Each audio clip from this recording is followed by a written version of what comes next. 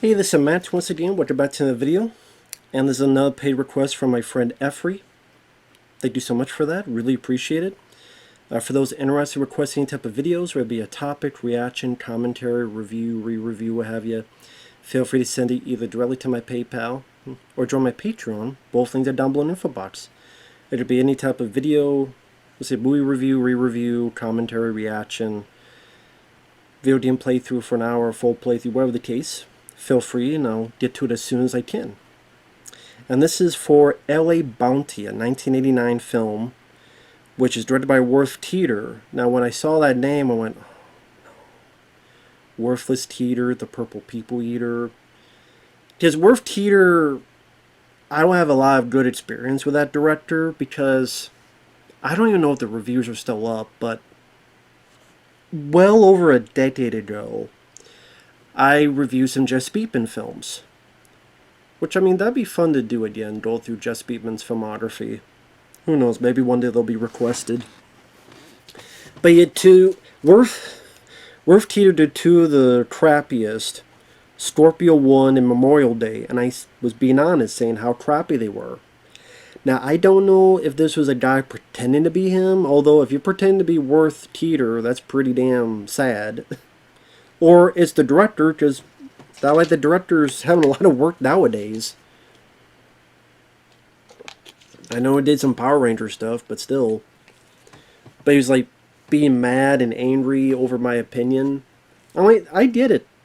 I made fun of you because I thought you made some really crappy films. I still think they're crappy films. But, hey, I'm a dick, you're a dick, we're all dicks, we have dicks. Oh well. But, you know, you don't have to like me and I don't have to like you. I still think you're Worthless Keeter, the Purple People Eater. Purple People Eater. I can't even say it right. Worthless Keeter, the Purple People Eater. There you go. Now I said it correctly without fumbling my words.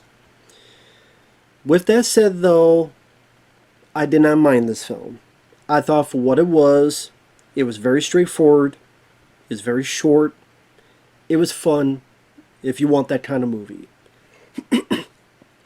Sybil Danning, Sybil Danning, who is in The Howling 2 and other stuff. She plays a bounty hunter, used to be a cop. She has not many dialogue. It says somewhere she has 30 lines of dialogue. I think that's a lie. I think she has like 8. I heard like 8 lines of dialogue throughout the film. Like, she talks very little. Granted, when she does talk, you're kind of like, oh, I can see why. She doesn't have a lot of dialogue. But I like her look. She's got the leather jacket. She's got the stature. I like the hair. I like the whole look package. Great looking lady. Handles a shotgun fairly well. I could buy it. She does seem like someone that will shoot your balls off. So I don't want to piss her off. And hey, if you wanted to have her a woman of few words, be my guest.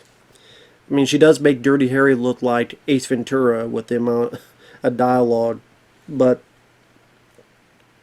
still, she had the right look, and she could handle a shotgun well, so I'm fine with it. The bad guy is Wings Hauser. I like Wings Hauser. Wings Hauser, he's a fun actor to watch, and he's going over the top, and he's having a ball with this role. Whether it be he has like a clip-on earring. He will paint this lady friend of his. No, you can't see it. And he's always telling her to get out. At the end of the film, he has these little paper birds with grenades that he has flutter to try to hit the lead character. He's fun in the movie. He's having a ball. Yes, going over the top, but in an entertaining manner. And the film's only like an hour and 22 minutes, give or take. So it's a pretty short film. The score is a lot of guitar work. And some people be, oh, it's cheesy. But I like that kind of musical score. I'm down with that. I didn't mind the score, the heavy guitar work of it. As I said, the story is very simple, very straightforward. This guy, he's trying to be mayor. One day some thugs go in and kidnap him. They try to get his wife. But Sybil Danning is there with a shotgun and blows like 2 of them away. And when people get shot, you see blood squibs like they did back in the day. This was 1989. And God forbid, everybody gets shot, they use blood squibs. Low explosive to mimic gunshots. Low budget films like this could do it, but bigger budget films today can't. It's not because they can't, it's because they're being lazy and they don't want to take the time in case they screw up and they gotta clean up and redo the squib. Well, sorry, you want to be lazy? Then I don't have to be nice to you. Just how it is. So Sybil Danning saves the woman, but the mayor candidate has been taken to this warehouse called Gothic Imports, where Hauser is pretty much at for the entire movie. And again, he's either painting or he's having fun, having a ball. It's Fred fucking Astaire time. It's entertainment. And then pretty much it's Sybil Danning going around looking, interrogating, well, not interrogating, but just looking or protecting this lady, shooting some people, trying to find Hauser, because Hauser killed her partner when she was a cop. So it'll go from the bad guys trying to kill Sybil shooting them, and this one guy all the time goes back to Hauser, and I was waiting for him to go, every time I send you out, everybody dies except you, and you keep coming back. He didn't say that, but I was expecting him to do it.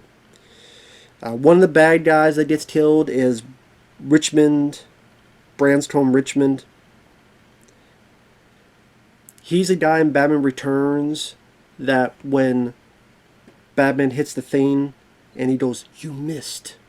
And then Batman does that and knocks him out and saves Michelle Pfeiffer. He was also in Hard to Kill with Steven Seagal. He was one of the detectives who were corrupt and killed Seagal's wife and tried to kill him. Seagal chases him and kills his ass. He was in The Take Care of Beverly Hills with Ken Wall. He's been in quite a few films.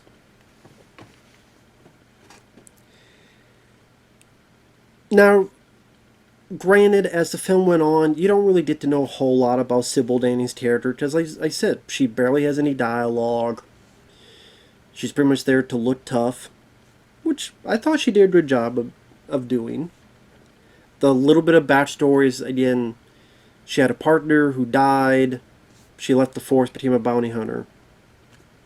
There's really no camaraderie between her and the mayor's wife because there's no dialogue. So, in between the action, there's not a whole lot of else going on in terms of comedy or in terms of interaction, in terms of chemistry. There's really nothing else. You're just waiting for the next action scene to appear.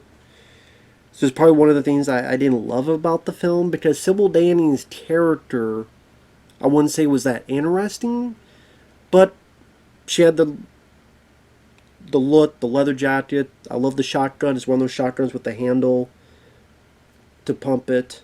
I forget what that's called when you have the handle under the shotgun. So you have the shotgun, but then I forget what's the grip, what you want to call that. So, and she used that very well. You had a decent amount of shotgun fun. Which apparently God don't like it because he made everything dark. He turned out the lights. Let me turn on the lights. I just know it's getting darker. What the hell? I need lights. I need to be able to see. Shit. Sorry about that. God's like, I'm going to turn the light off here. Okay, I got my light. How about that? Well, I'm going to turn electricity off. Okay, no, it's okay. We're cool. Just don't do that.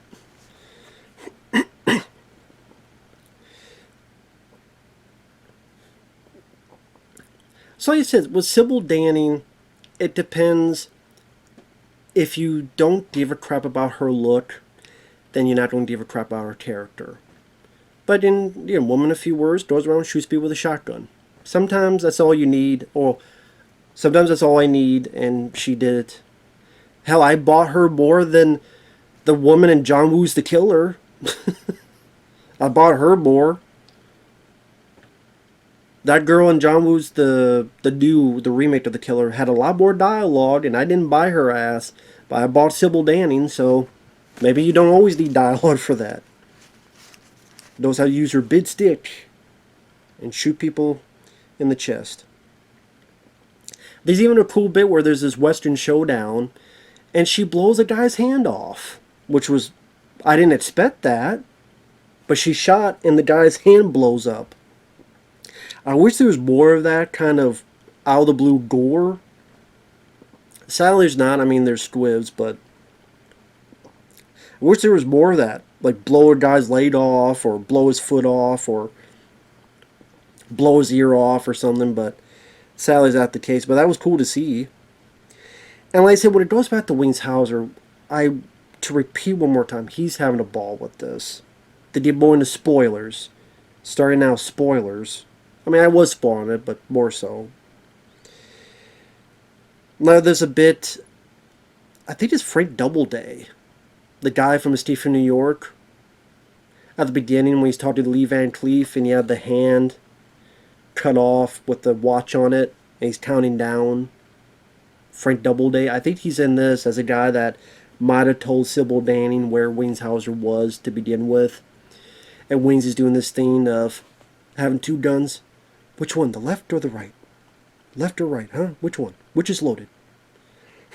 Oh, I won't do that to you. So I'll pick, how about the right? Shoots him right in the head. And then Wings looks at him and laughs about it. There's a bit where the one guy, he failed one too many times. And Wings like, get in the crate. What? Get in the crate. I want to see if you actually do what you're told correctly. Get in the crate. Come on, lay down. Puts the top on. You got any air in there? Can't breathe, huh? Well, that's better.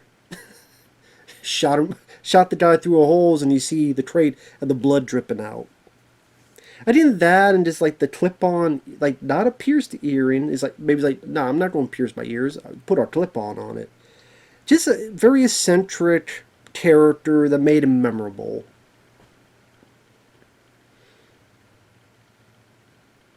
So that was nice to see. So Wings Hauser is definitely a highlight in the film. The other characters, the mayor's wife was there.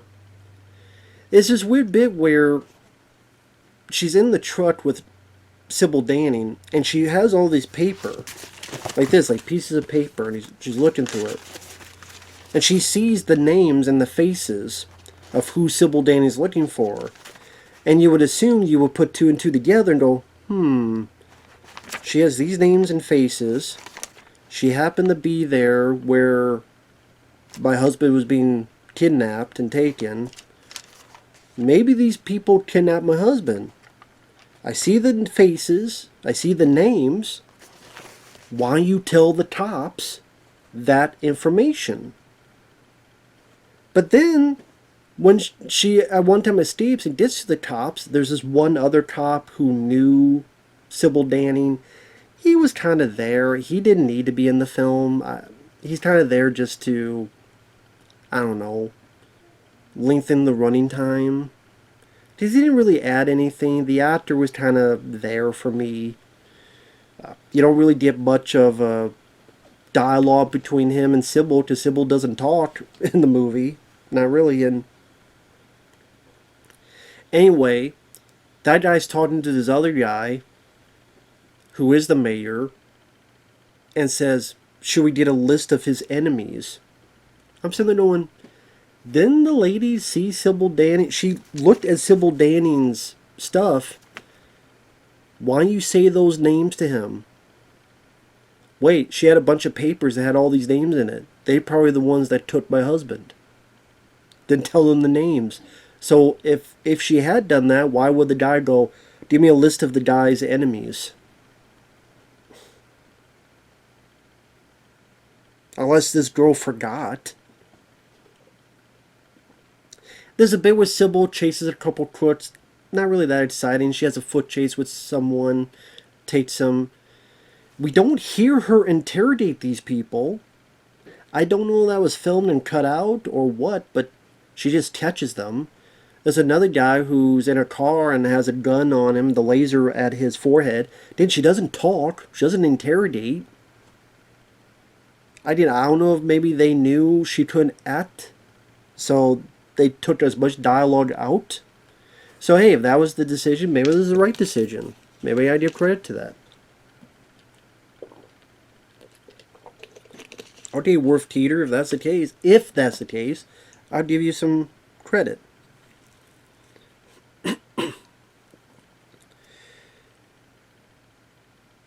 The one cop gets with the girl, they have a money exchange. Of course, the girl gets taken, the cop gets wounded, and I'm like, what do you guys expect?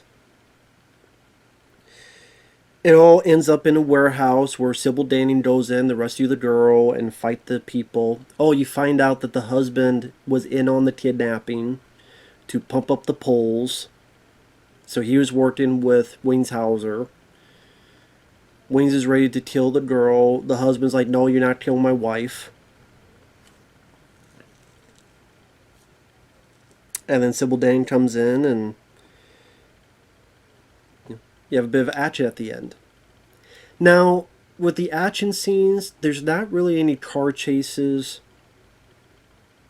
There's one little bit with a car, to be fair. So I guess there's one little chase. I take that back. Where Sybil has this like old school pickup truck.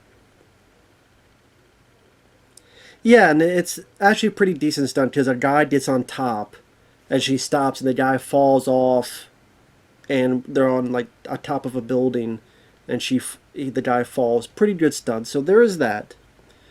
There's that. So there's one little car chase. There's one vehicle explosion when they take the girl, and there's other cops come and they blow up that van.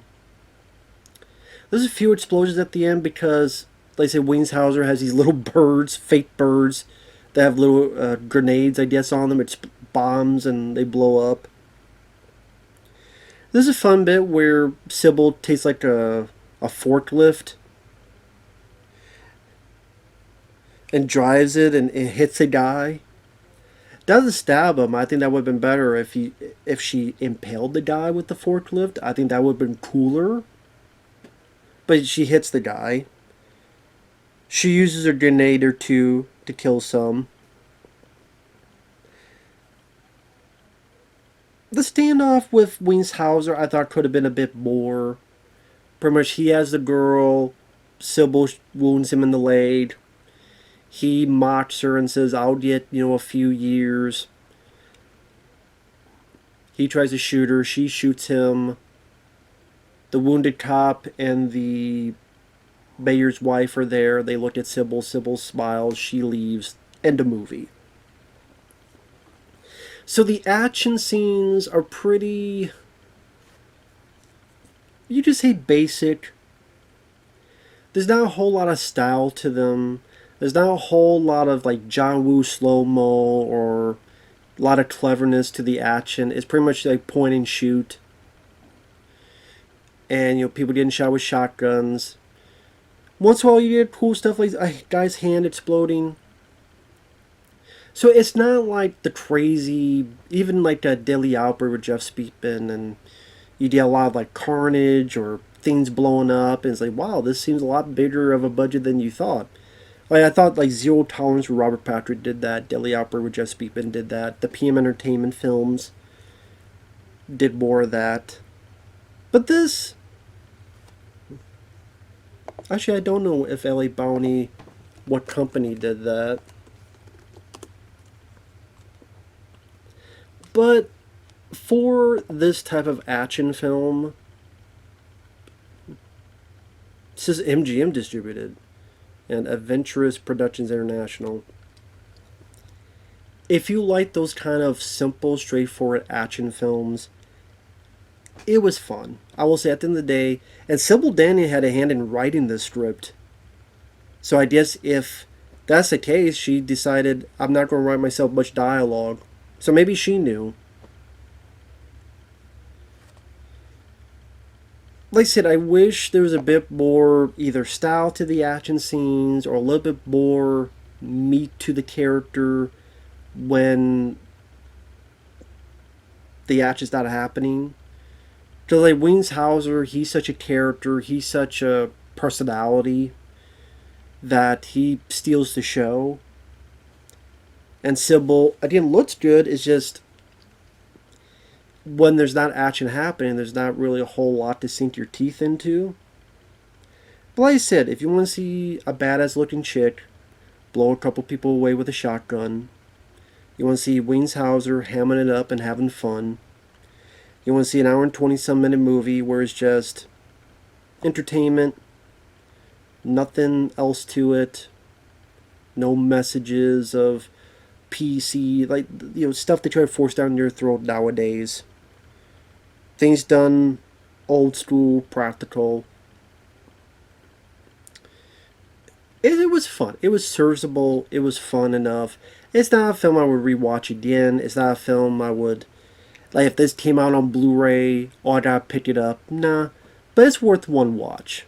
If you like these type of films, it was worth one watch, and I had a good time viewing it. I did. It knew to be short. It knew to be to the point. It was not needlessly confusing. And like I said, this is a couple of fun little bits of idea with what Wings Hauser does and how he approaches certain situations. Like I said, I like the shotgun Sybil uses in the movie. Like I said, the plot is nothing to run home about. Then the supporting tiers like the cop and the mayor, then whatever. Don't think much about it.